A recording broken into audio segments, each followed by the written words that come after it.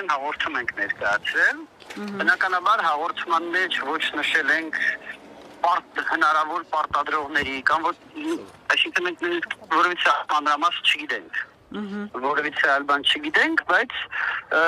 դատախազության ուշադրությունն են գրավել այդ հարցազրույցին եւ խնդրել ենք քննել առայժմ մեր հաղորդման վերաբերյալ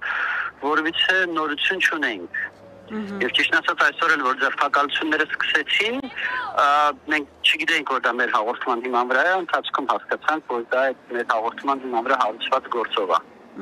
Դուք պարզապես այդ հաղորդմամբ, պարոն Յանիսյան, նշել եք, որ փորձում եք ուշադրությունը գրավել, թե հավաքներին հարկադրելու իմաստով ինչ գործողություն է։ Այո, մենք միշտ դա անում ենք, այսինքն կապ չունի ով ենթադրյալ կատարողը, երբ որ հրապարակային դաշտում ժողովրդավարական կարգին դեմ ուղղված որևիցե արարքի վերաբերյալ հայտարարություն է լինում, մենք դրա հետ կապված միշտ հաղորդում ենք ներկայացնում։ Ինչն է արել ենք այս անգամ։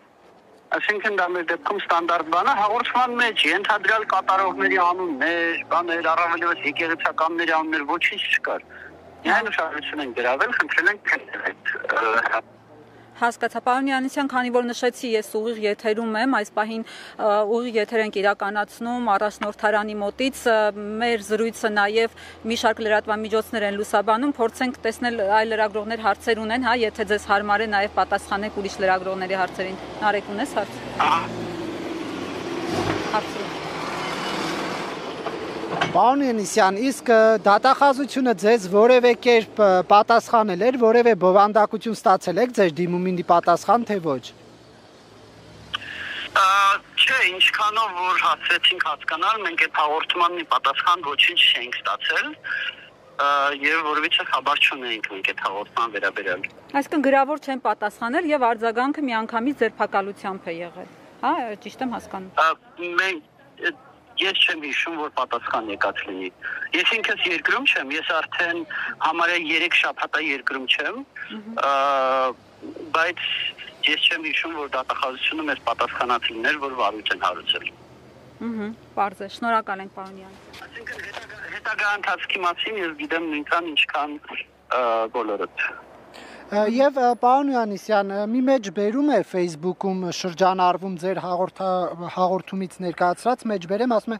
քանի որ հավաքներին մասնակցել է թե հին, թե նոր քրեական օրենսգրքով արգելված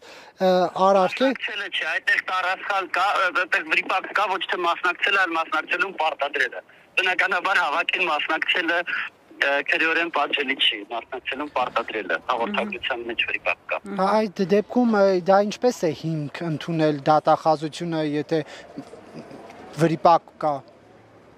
Չէ, վրիպակը մեր հաղորդագրության մեջ է, ոչ թե հանցագործության մասին հաղորդման։ Հա, լավ եղավ, մերսի շատ։